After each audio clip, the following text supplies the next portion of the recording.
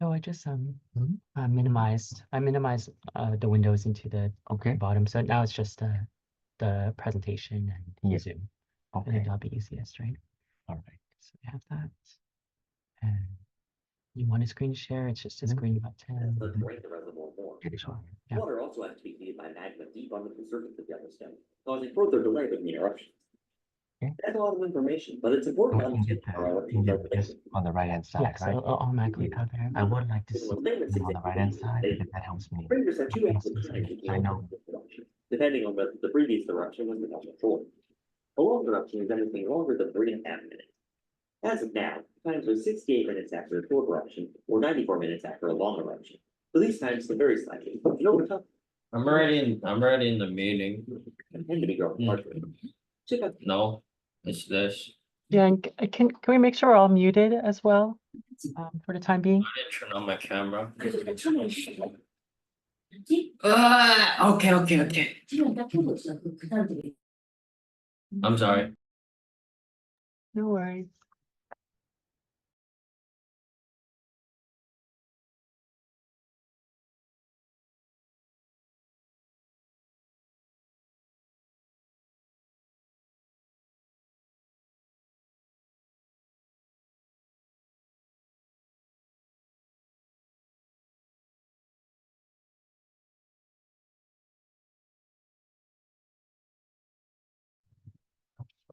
All right, thanks.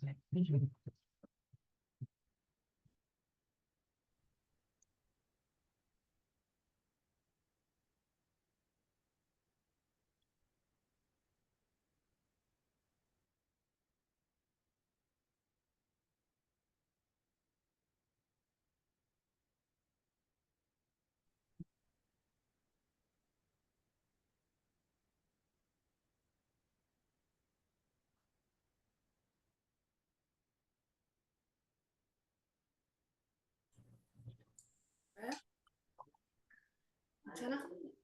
신라 맞지? 그렇게 하는 거지? 응. 엄마가 봐줄. 나 나갈게.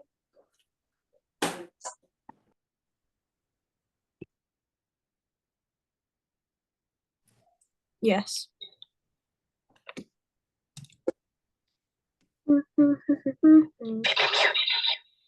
What?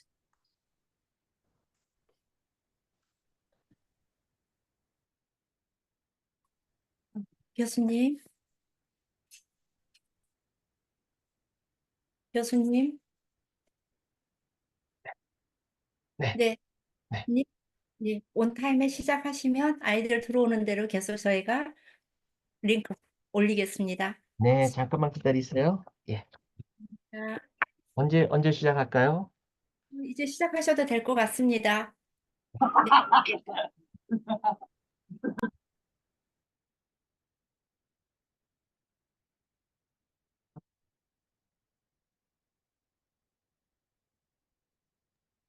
Can everyone please turn on your cameras?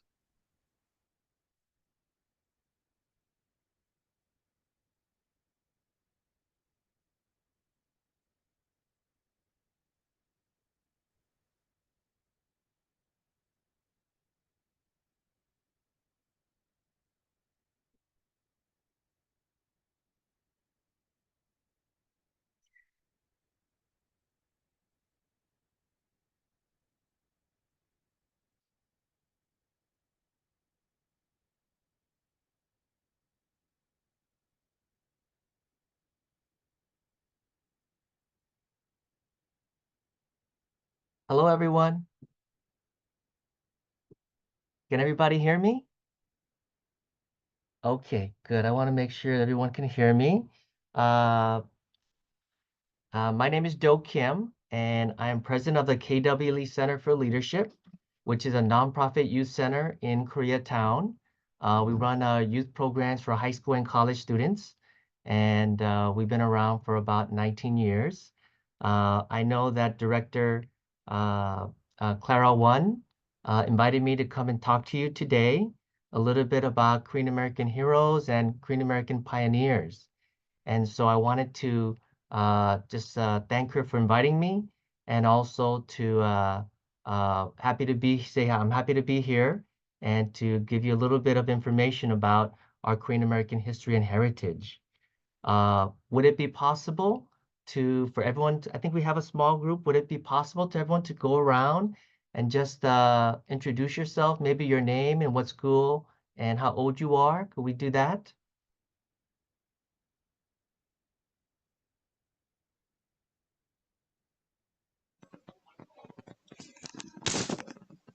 Yes, don't be shy. Yes, please go ahead. We'll start with Wesley Song.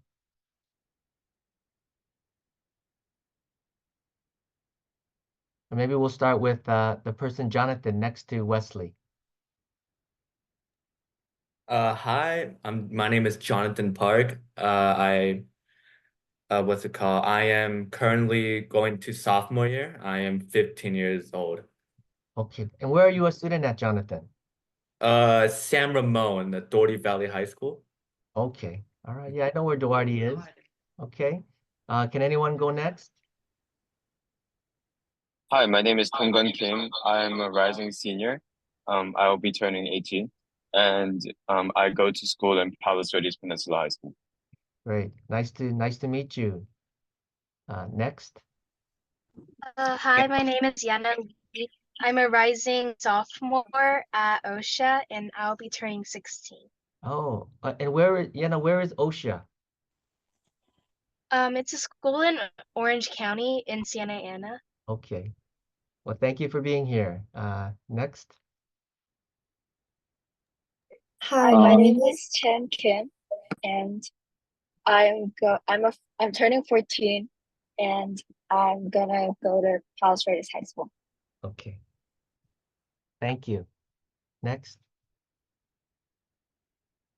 Hi, I'm Kayla. I'm a rising senior and I'm gonna turn 17. Oh, where at? Oh, Pacific High School in Garden Grove. Okay, great. You can just jump in anytime, okay? Hi, my name is Chris Jung. I'm going to junior year. I go to Dublin High, and I'm turning 16 soon. Okay. Nice to meet you, Chris. Hi, my name is Chung Choi, and I'm a rising junior, and I'm going to be turning 17. And where are you going to school? Oh, I go to Lee High School in San Jose. Okay. Wow. Thank you for joining us from San Jose. All right. Anyone else? Oh, sorry. Hi, I'm Alexis Lee. I'm a rising freshman. I'm turning 15 and I'm going to attend OSHA. OSHA. Okay, nice to meet you. I'm Kayleen, so like I'm rising junior and I go to like Portola High School in Irvine. Okay, great.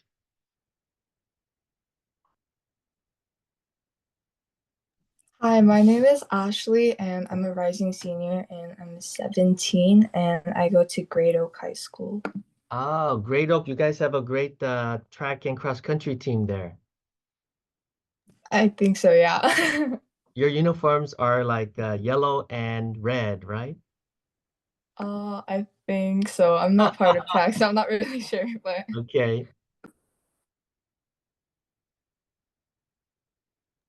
Hi, I'm Claire Bake. I go to PV Peninsula High School and I'm 16.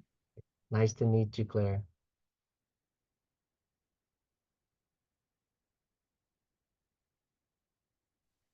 Anyone else who hasn't gone?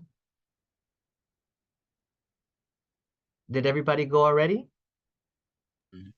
Hi, Yes. I'm Wesley Song. I'm a rising senior. I'm currently 16 and I go to Alhambra High, which is like south of Pasadena. Yes. Great. I was just in Alhambra the other day. So yes. Thank you for joining us, Wesley. My name is Rachel Lee. I'm a rising junior and I'm 15 right now. And I go to South High School in Torrance, California. Okay. Thank you. Anyone else? Hi, I'm Mikio Sao. I'm a rising sophomore at PV Peninsula High School. Okay. Thank you. Anyone else? Hi, Hi, my name my name is is oh, my name is Jong Park. I'm a rising junior. I am 16 years old and I go to Pacifica High School in Garden Grove. Okay. Thank you for joining us. Hi, my name is Jaden Park. I'm a rising junior at Pacifica High School too. Thank you. Is that it? Anyone else? Hi, I'm Louis Sale, and I am a rising eighth grader in Richcrest Intermediate School. Okay. All right. Thank you for joining us. All right, wonderful. Are you the last one? Anyone else? I'm Toby Lee. I'm a rising junior at Temecula Valley High School. Thank you. Anyone else? Hello, I'm Jacob Lee, and I'm a rising freshman for Great Oak High School. Also from Great Oak High School? No, a rising freshman to Great Oak High School. Great Oak High School. Okay. Anyone else?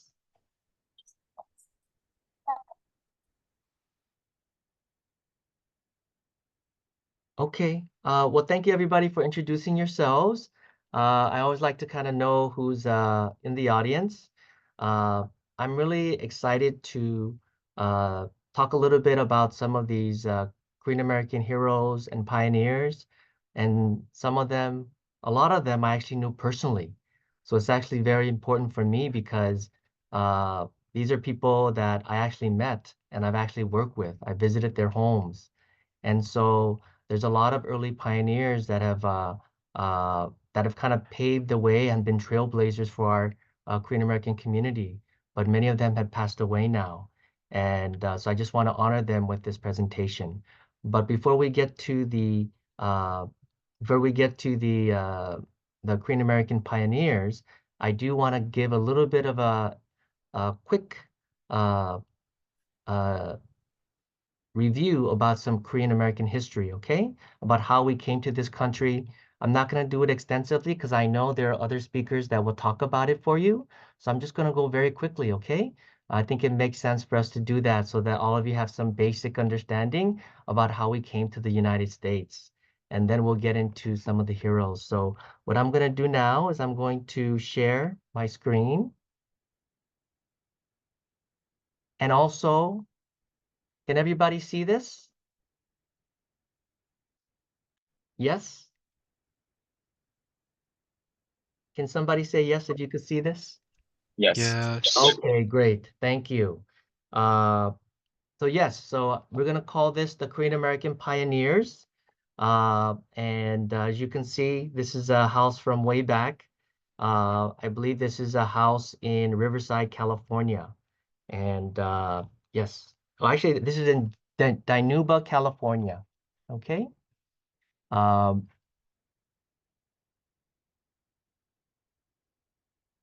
okay. So in terms of Korean American immigration to the United States, there are three different waves. The first wave was between 1903 to 1945, and this was the first wave of Korean Americans that came to the United States. A lot of them were laborers that came, and some of them were picture brides, and we'll talk more about them later on. But between 1903 to 1945, we had a very different type of immigration that came to the United States. These are like the early pioneers that actually left Korea. And some of them left because of they were political exiles as well. But that's the time that they came to the United States to start coming to Hawaii and other places like that. The second wave was from 1945 to about 1965. And these were a lot of Korean military brides who got married to US military personnel, and they immigrated to the United States. There were also orphans and also mixed-race Korean Americans that also came during the second wave. And then also for the third wave is 1965 to the present, okay? And a lot of the people that came during this time was because of family reunification, and also there are professionals that also came under professional visas. So in a nutshell, that is our history. but I want to give you a quick rundown about the first wave. Has anyone seen this picture? Yes. Has anyone seen this picture with Dosan Anchangho and workers in the orange orchard in Riverside? Has anyone seen this picture before? Okay. So this is actually very important because the first Korean immigrants, when they came to the United States, the first known settlement that we know of that Koreans actually moved to was actually Riverside. So Riverside, California was actually very important because the first Korean settlement happened there. And so that's why this picture is very important. And you can see Dosan Anchongho there. Dosan Anchongho is with the hat and also is the third person from the left. Okay. So again, most of the immigrants that came during this time were laborers. They came to the Western United States, to like places like Hawaii and California. And they were working mostly in agriculture and farming and mining and working on plantations in Hawaii. Another thing that was very important for us to know is that in 1924, there was something called the Immigration Act of 1924. And this restricted Asians from coming to the United States. So some people call this the Oriental Exclusion Act. But starting in 1924, Koreans and Asians, we were excluded from coming as immigrants to the United States. And that also during this particular time, a lot of Korean Americans, they faced a lot of discrimination and prejudice and lots of racial segregation. There were not a lot of Koreans at that time, but that's why they didn't really know who we were. And so during this particular time when Japan had colonized Korea, a lot of people thought that they didn't know who Koreans were. They thought we were Japanese people. But I know that Dosan Anchangho was someone that was always saying that we're not Japanese, but we're Koreans. And so that was very important for the first immigration wave, okay? And so this is the first Korean American Korean school in the mainland United States in 1919 in Riverside, and it was called Pachapa Camp. Pachapa Camp was the first Korean American settlement in the United States, and this is the first Korean school. I assume that some of you have had to go to Korean schools, maybe at churches or maybe on Saturdays. I know that my daughters, they went to Korean school, but they went to a Korean dual language program at Kohenga Elementary. So I know that they took Korean there. And so, but I really love this picture because you can see that at this time, 1919, of course, we know about the March 1st movement in 1919, where Koreans, rallied for their independence in Korea. But also here, this picture in 1919, they're also trying to keep their language alive. Because in Korea, where Japanese had colonized them, they weren't able to speak Korean or even use their Korean names. So that's why it was so important for Koreans to pass on the Korean language to each other. And the other things that I really love about this picture is that you can see that I could see the teacher and I could see his hair. And when I was younger, I had the same hairstyle. So I could see that it's been in style since back then.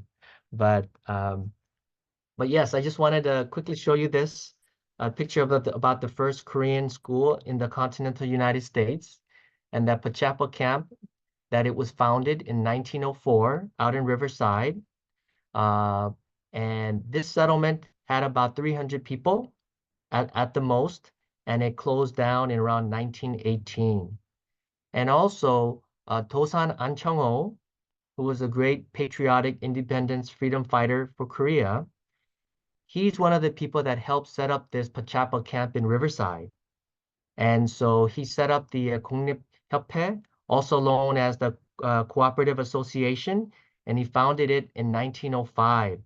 And this association is what eventually evolved into what is also known as the Korean National Association, which is what all of you are involved with now. So I know that Dosan Anchang was involved with many different types of organizations for Korean independence, but the KNA was one of the ones that he started up in 1905. Okay. Okay. The second wave of Korean immigration occurred around the Korean War, 1945 to 1964, and after the Korean country was divided on the 38th parallel. And so there were around 6,000 war brides who married American servicemen in South Korea, and they also immigrated to the United States. So we had about 6,000 war brides that came. And then in the years following the war, there were over 160 Korean children who were orphaned by the war that were adopted into American families. And so the adoption still happens today, but especially after the Korean War, there was a lot of adoption, and you can see 160,000 from the war. That's a very huge number. And at that time, there may have been more Korean adoptees than actually Korean immigrants in the United States. And the third wave is in 1965 to the present. And so in 1965, they changed the laws. Okay, the Hart-Celler Act, it changed the law so that now minorities such as immigrants from Asia, Africa, and Latin America could immigrate to this country.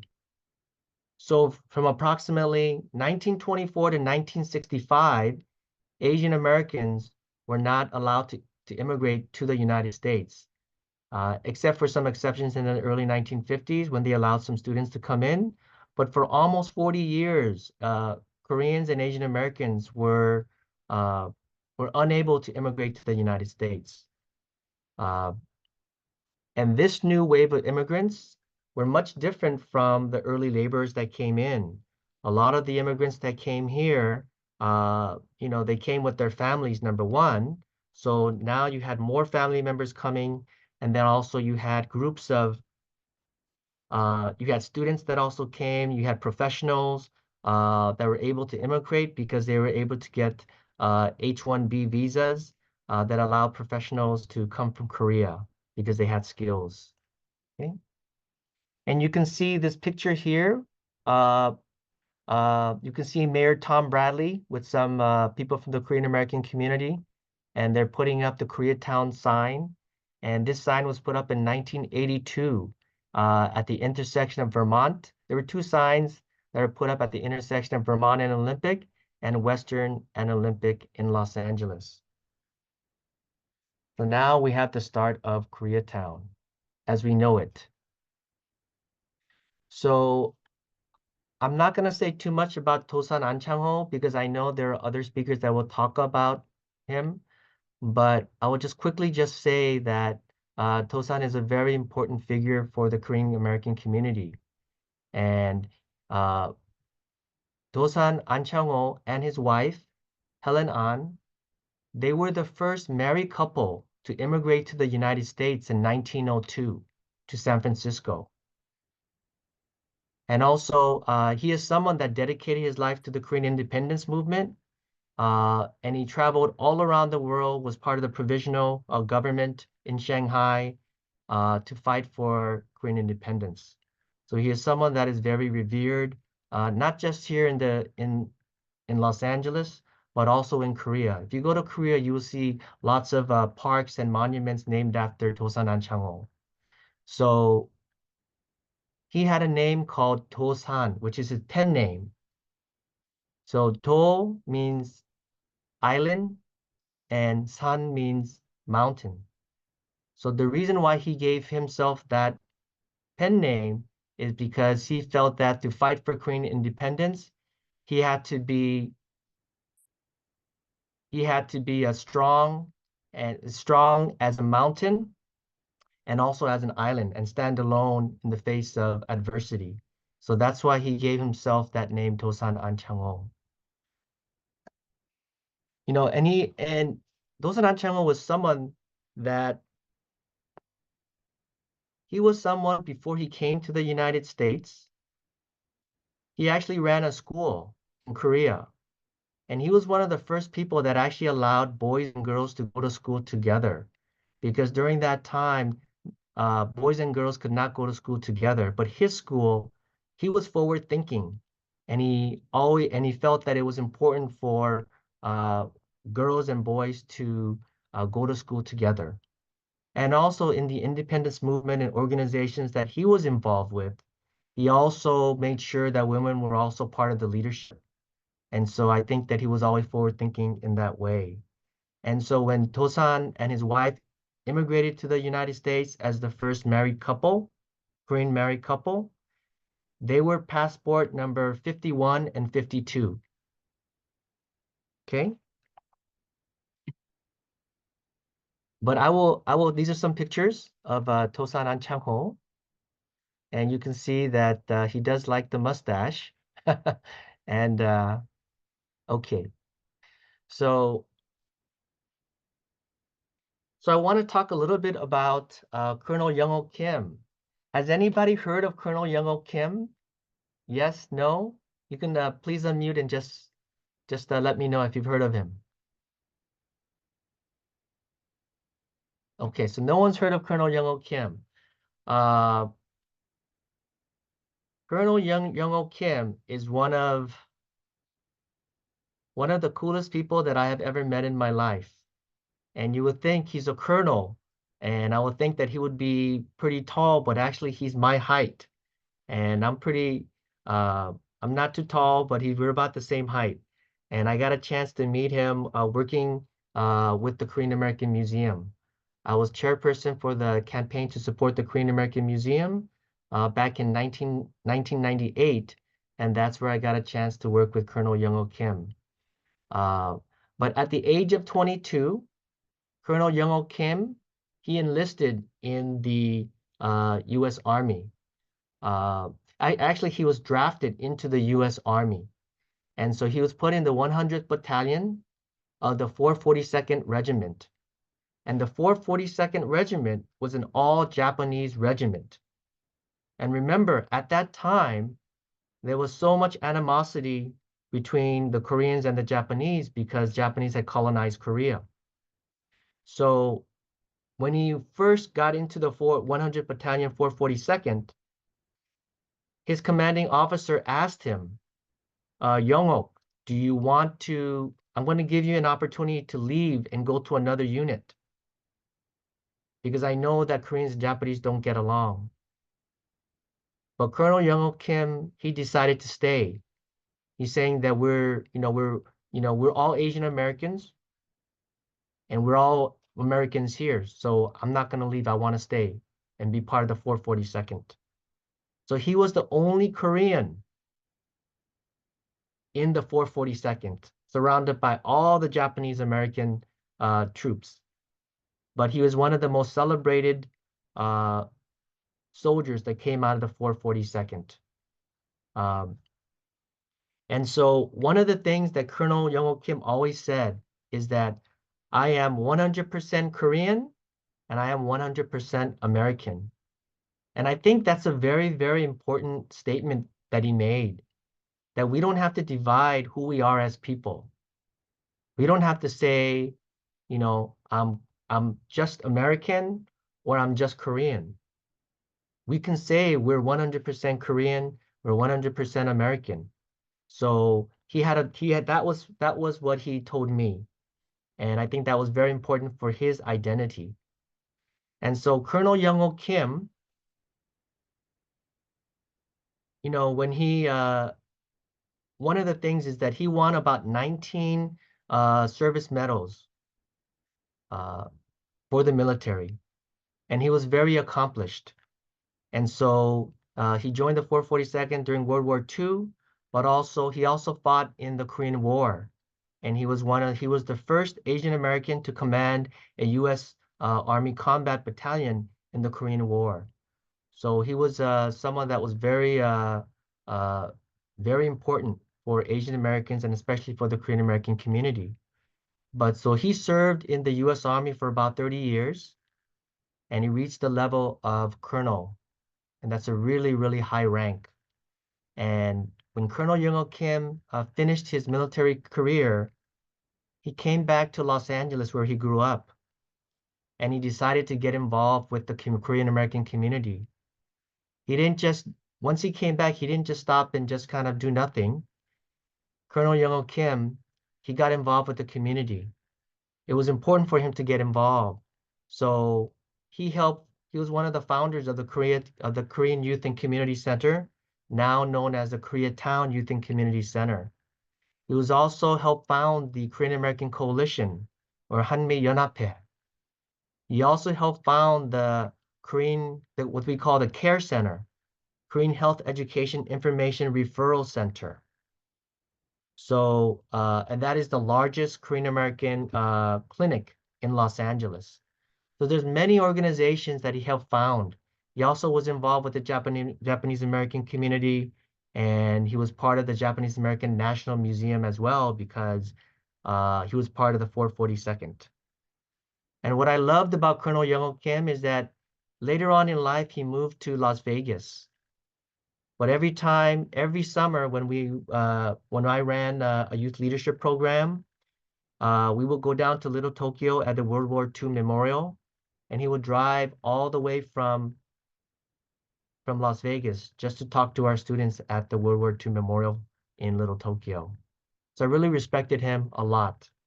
And he is someone that really did so much for the Korean American community.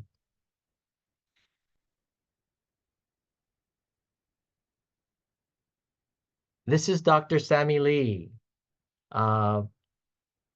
Dr. Sammy Lee is also someone that I knew, someone that was very special, and I used to visit him in his house in Hermosa Beach.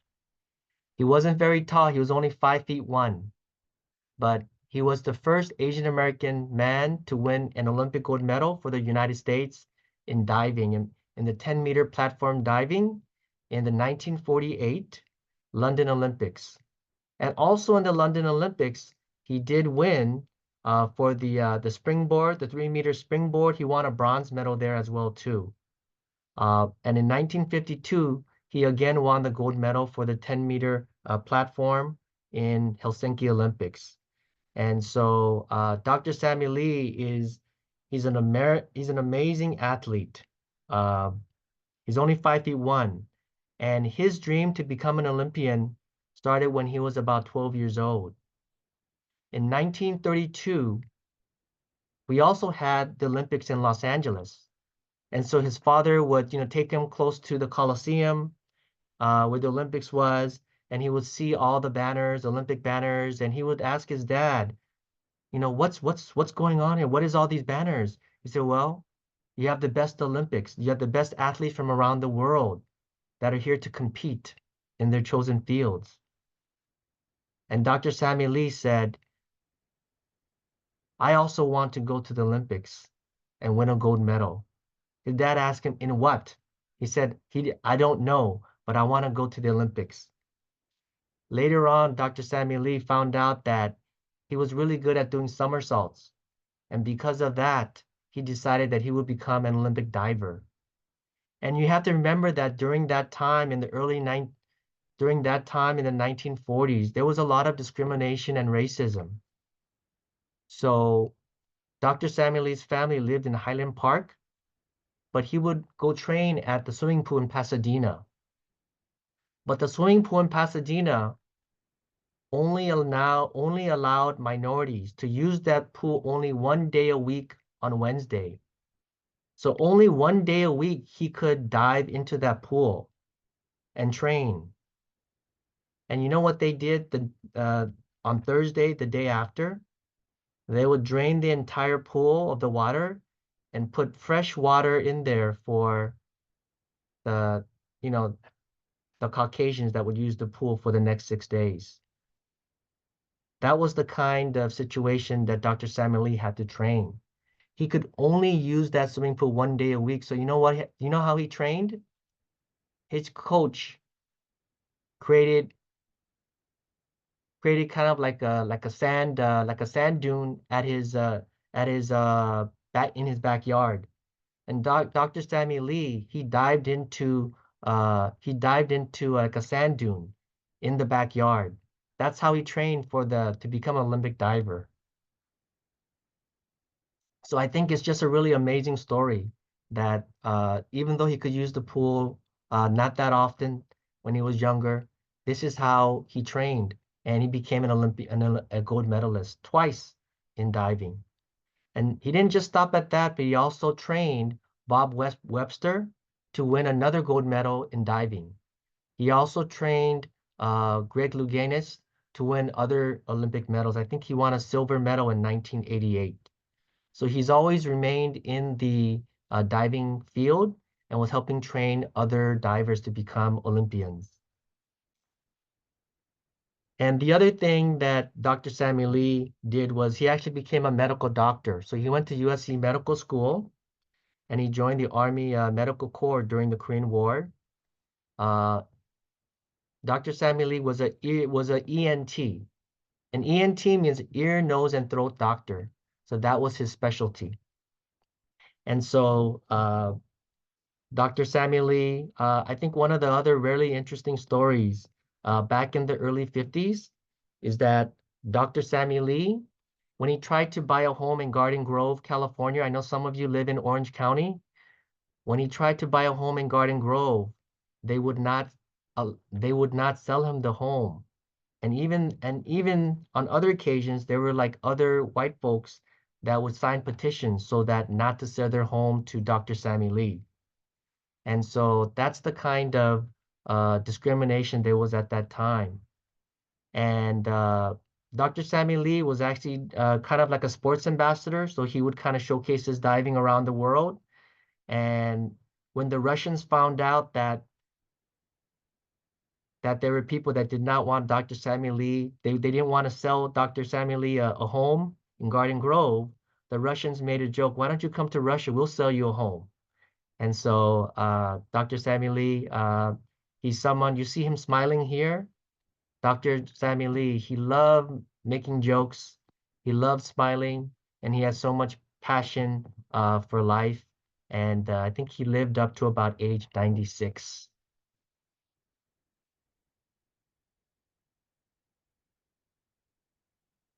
Wonderful pictures of Dr. Sammy Lee diving. Susan Ann Cuddy. Susan Ann Cuddy is also someone that I met, and she lived to be 100 years old. And she is the daughter of Dosan Anchang-ho. And she became the first female gunnery officer in the U.S. Navy. And she also became the first Asian American woman to serve in the Naval Intelligence Agency. And when she was younger, obviously, there were so many people who were involved with the independence movement that came to her home because Dosan Anchang-ho was her dad. And they always told her that you have to do things more feminine. But for Susan Ann Cuddy, she loved sports. And so she loved sports. And so especially baseball and field hockey. So she graduated from San Diego State University. But she was also part of their softball team, baseball team. And then afterwards, she went to go serve in the U.S. Navy. And do you see this picture of her speaking into this mic? Right? Susan Ann Cuddy was speaking into that mic, and what she was doing, she was communicating with all the fighter pilots in the air. And as you can imagine, a lot of them were men, and they did not want to listen to her. But she was very forceful. She was very strong. She said, down here, you can do whatever you want, but up there, you do as I say. So their nickname for her was Little Hitler, because she was so tough and she made sure that they listened to her. And she was the one that was kind of controlling all the fighter pilots up in the air during World War II. And she also joined the US Navy because for her, she felt that that was one way that she could help Korea gain independence. And that's why she decided to join the Navy. This is Philip An. Philip An is also the eldest son of Dosan Anchangho.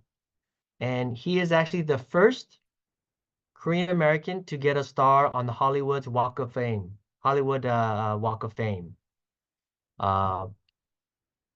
He was in over 180 films and television series from 1935 to 1978. And he was in different films along with Charles Bronson, Steve McQueen, and many famous people. But you can imagine during that time, it must have been very difficult for him to get jobs in the film industry. And so even though, because he was the eldest son of Dosan Anchangho, he also was very involved with independence movement, but his true passion was acting. And so when his father, Dosan Anchangho, came back from out of the country, his son Philip talked to him and said, "My passion is in acting, and I want to be an actor." Philip's mom didn't like that he wanted to be an actor, but Dosan Anchangho told him that if it's something that you're truly passionate about, then go after it and just be the best actor you can be. So Dosan Anchangho gave his blessing to Philip An to go into the acting field. And now he is the first Korean to have a star on Hollywood Boulevard. So I think that's also really wonderful. I am not sure exactly where his star is on Hollywood Boulevard, but I would love to find it and go there and take a picture. And here are some other pictures.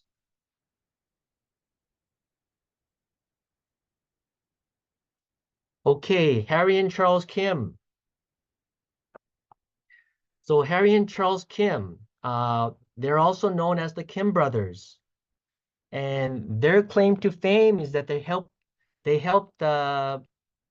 invent what's called the fuzzless peach, or what's also known as the Legrand nectarine. So what they did was they crossed a plum with a peach, and they got the Legrand nectarine. And so they patented it. And this was their fruit that they patented and sold. And so they made a lot of money through the Kim Brothers company, which they started in 1921. And in I think it's 1962, after over 40 years of running the Kim Produce, they sold their business for $1.4 million. And the Kim brothers, they were not friends. They were not actual brothers, but they were good friends. And one of the things that they did is that they were fighting for Korean independence as well. And so one of the things that they did is their Kim Brothers Produce was in San Joaquin Valley. So for them, they helped set up a church in Reedley, California. And they also set up the Korean Scholarship Foundation. And they wanted to help young people to go to college. They also donated so much of their time and money to the independence movement. And one of their dreams was to create a Korean American Air Force here in the United States that could go back to Korea and fight against the Japanese. Now, there are books that were written about that, but I know that that was kind of like their dream, that they wanted to do that. So the Kim brothers are very passionate people that really wanted to see independence. And even though they made lots of money during this time and they employed a lot of Korean Americans and helped them support their families, they never forgot that we are Korean people and that we need to support each other, and always wanted to fight for our community. And so that's one of the reasons why I love the Kim brothers. And also Charles Kim, he has a school, an elementary school in Koreatown called Charles Kim Elementary School. Also, we talked about Colonel Young-ho Kim. Colonel Young-ho Kim. There's also a Colonel Young-ho Kim Academy, which is a middle school in Koreatown. Also, there's a Dr. Sammy Lee, a medical and health magnet for elementary students as well. So they all have elementary. They also have they all have LAUSD schools named after them. Oh, sorry about that. Let me get to the last one, okay?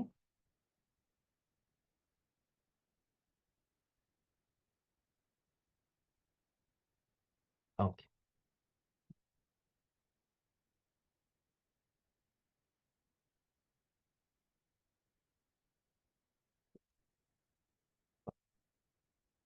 Okay. So the last Korean American pioneer that I will end on is Kyungwon Lee. And Kyungwon it's called KW Lee, goes by KW Lee. And you know, KW is someone that is very special to me because I met KW Lee when I was 19 years old, and we invited him to come to a conference in Boston. And that's how I first got a chance to meet KW Lee.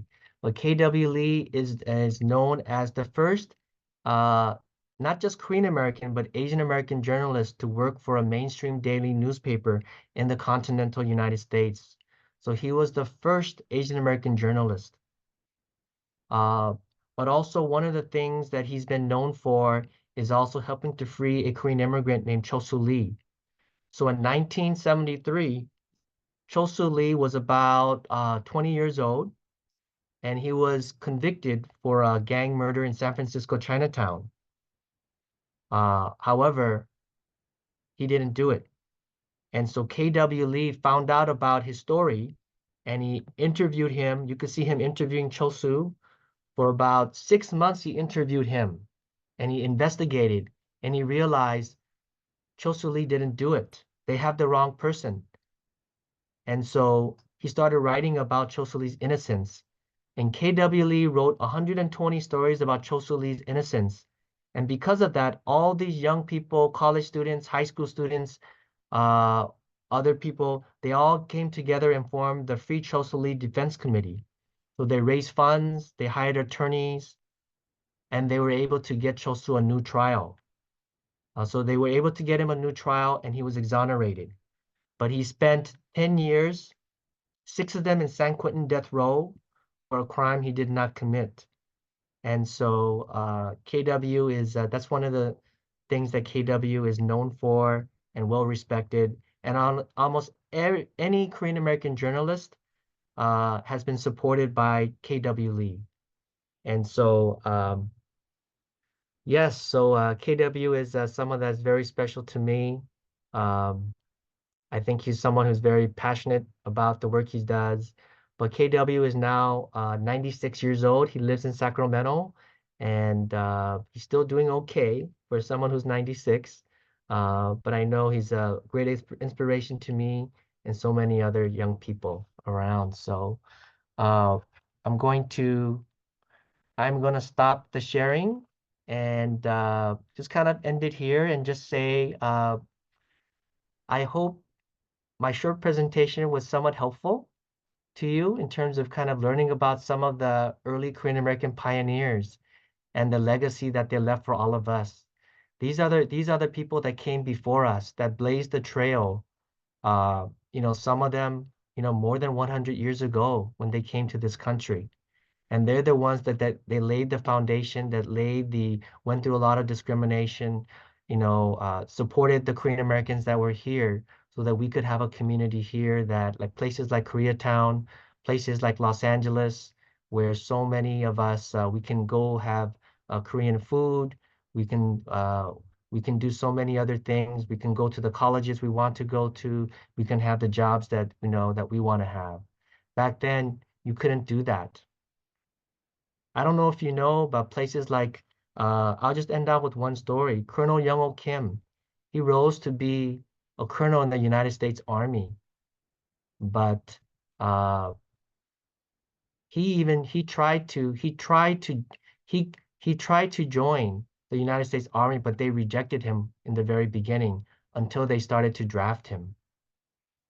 A lot of the Korean American attorneys that wanted to go to law school in the 70s, they couldn't go because schools would not accept them. So that's why most of the Korean American attorneys, they became attorneys in their 40s. And so all of you live in a little bit of a different age now where you don't have as much discrimination. And so you can go to good colleges, you can get good jobs, but these are the people that kind of paved the way for us so that we could have a better life. And I hope that you'll kind of keep them in mind and hopefully maybe do your own research to learn a little bit more about them. Okay, so I'm going to stop my presentation there, and I would love to, take any questions that you have about my presentation or just anything about the Korean American community in general.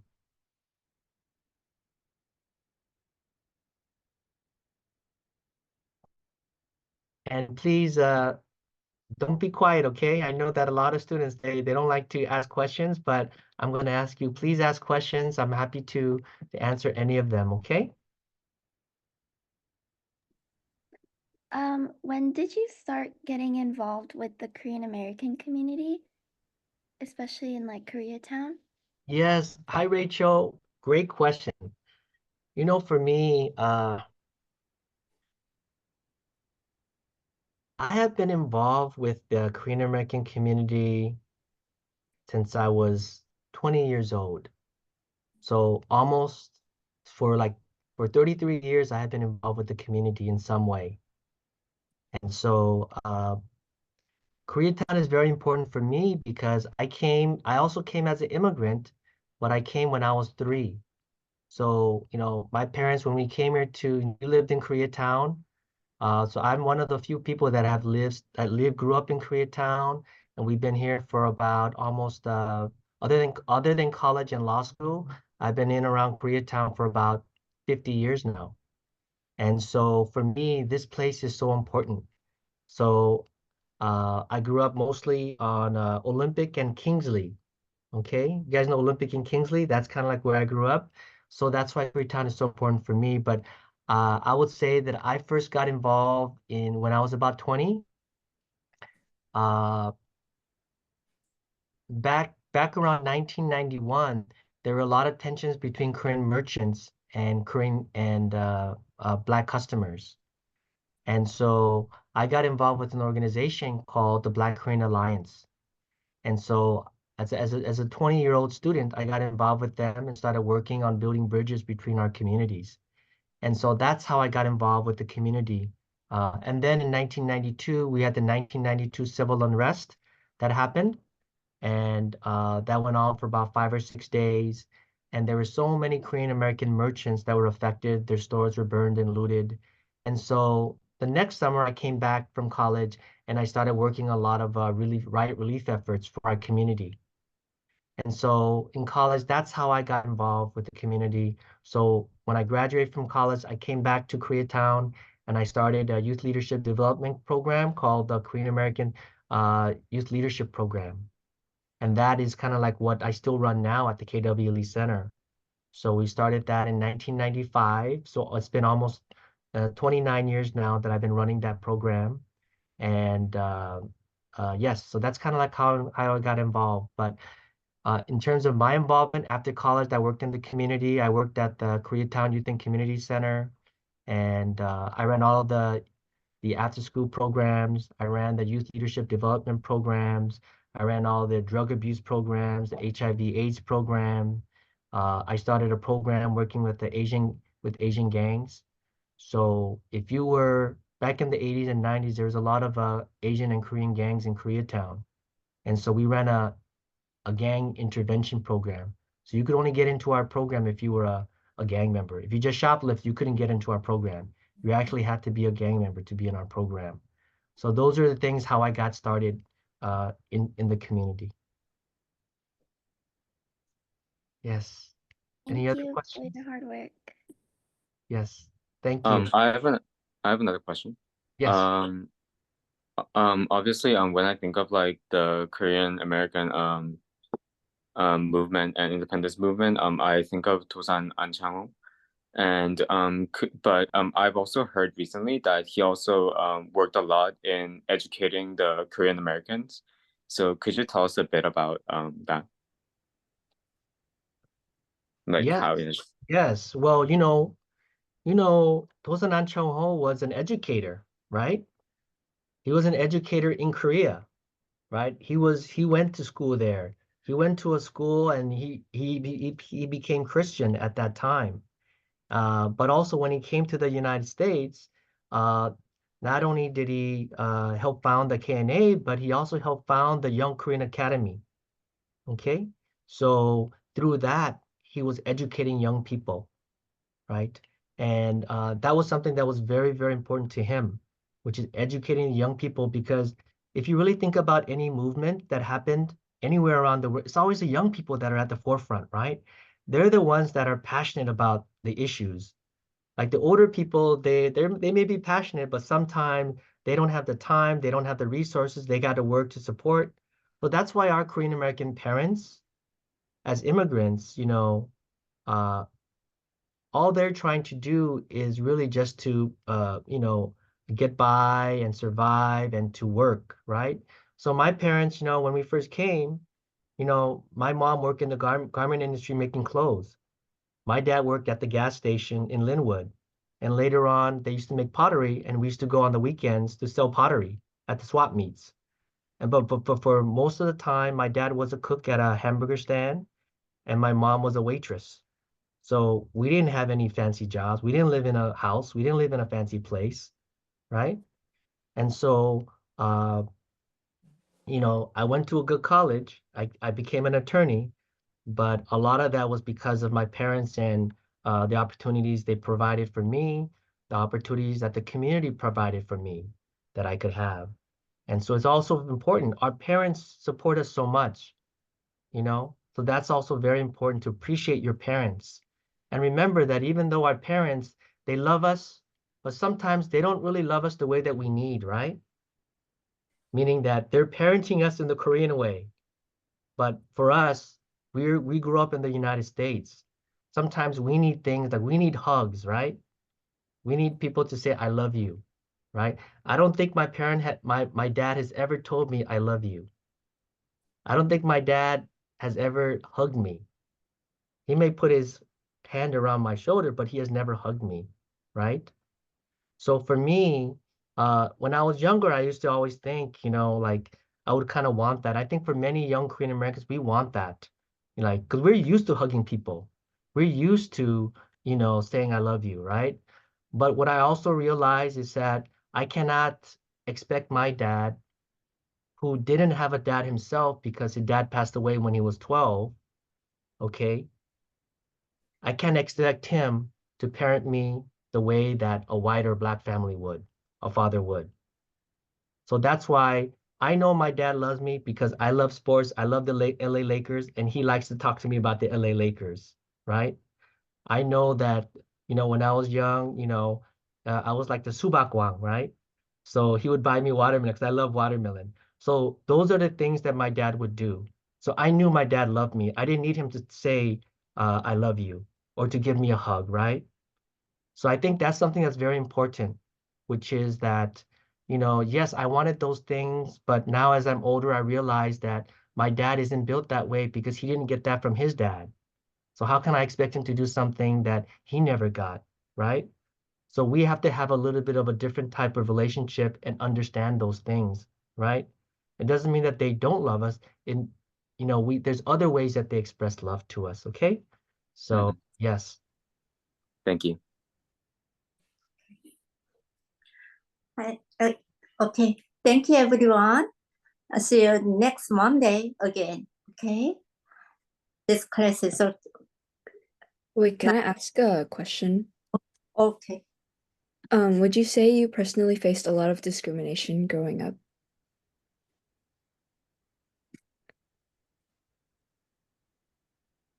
I think I didn't grow up in the time that the early pioneers grew up in, right? They got discrimination all over the place, right? The discrimination that I get was not as intense as them because I grew up in the 70s and 80s, right? And because I grew up in Koreatown. So there were lots of people that looked like me, right? Sometimes if you grew up in an area that is mostly white, you might get more discrimination there or comments there because people see you as someone who's odd. But because I grew up in Koreatown, there were a lot of Korean kids that looked like me. So I didn't get discrimination in that way. But I know that, when I was in college and I was walking on the street, I would get comments from different people. These four white guys, they rode by in a black Jeep and they said, go back home. You go back home, you effing yellow dog, right? And so you see those comments that are being made to you. And, even this happened maybe about a month ago, I'm going to court in the morning and I'm going through the metal detectors and picking up all my keys and everything. And I have a woman who's calling me Bruce Lee. Oh, calling me Bruce Lee. And I'm like, well, she was smiling and, I kind of let it go because I kind of like Bruce Lee, right? I know martial arts and I like Bruce Lee. But then she said it a second time. So now I got upset because now she continues to say this. So I told her, that's really disrespectful for you to call me Bruce Lee because I have a name. My name is Do Kim. You can call me by my name, right? And so I had to stand up for myself for those things, okay? And so it is important. And a lot of times wherever I go, like if I go to Orange County Federal Court, I remember going there when I was a young attorney and there's like 20 attorneys and I'm looking to my left and I'm taking a look to my right. I'm the only minority attorney there in federal court. Out of the 20, I'm the only minority attorney. Everybody's white, right? Those are situations that I'm in, but I know how to handle myself with grace and things like that. So I would say this, that I feel like I have gotten involved with, I have experienced discrimination, but I also don't let it affect me. I'm going to do the best that I can and follow the dreams that I have, right? So just follow the dreams that you have, okay? You have a lot of opportunity. Yes, there is some discrimination out there, but it's so much better now than it was when the early pioneers were around. So you have so many opportunities, okay? It's not perfect out there, but you can still make all your dreams happen. So I think that's very important. And I also just want to say that this is my first session that 원장님 asked me to come talk to you about. But in about 2 weeks, I'm going to be doing another session for you guys called about the 1992 Los Angeles civil unrest, okay? So I'm gonna talk a little bit about that as well because that is probably the most important Korean American event to happen, especially in Los Angeles. So I'm looking forward to chatting with you about that.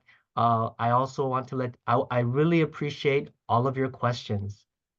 And if any of you want to reach out to me, you could just reach out to me at dokim@kwlecenter.org. Okay? So if you have any questions you weren't able to ask, please just send me an email. Happy to answer it. But just know that I'll be back. I'll be back in about 2 weeks and happy to chat with you then, okay? Okay. Thank you so much, Dr. Kim. See you next Wednesday. Okay. Okay. Take care, everybody. Take care. Good night, everybody. Good night. Thank Thank you. you. Thank you. Thank you. Thank you. Thank you.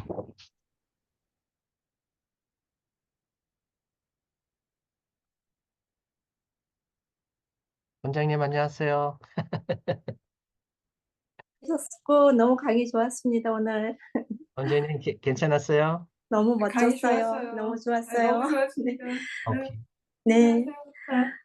이제 웬스데이는 다른 영웅들을 소개하시는 시간으로 네. 그렇게 하신다고 하셨으니까 네. 너무 기대가 됩니다. 근데 네. only 2time밖에 못 모시는 게 제가 좀 많이 아쉽게운데 아유. next year에는 더 많이 아유, 네. 너무 좋았어요. 제가 여러 방에 굉장히 바빠요. 우리 저기 리더십 학생들도 있고, 그렇죠. 네, 다음 주는 옥시덴탈 컬리지에서 저기 스피치 해야 돼요. 선생님한테. 그리고 여러 방학 때 다른 스피치 여기저기 많아요. 그러니까 그러시구나. 너무 감사해요. 네, 그러시구나. 네, 저기 네. 원장님 너무 좋아하니까요. 네. 저도요. 예, 네. 저희 큰딸. 네, 하나 저기 잘 들으셨어요. 감사합니다. 말씀을 보고 싶어요. 하나 언젠가 예. 제가 보러 갈게요. 네. Next Wednesday 뵙고요. 네. 넥스트 아니고 2주요. 2주 전에. 2주 후인가요? 오케이. 그 제 스케줄대로 하겠습니다. 네. 네. 네, 고맙습니다. 감사합니다. 네, 박사님. 네, 안녕하세요. 그동안 강의 잘 들었습니다. 네. 너무 더운 날씨 조심하시고요. 네. 네. 얘는 누구야?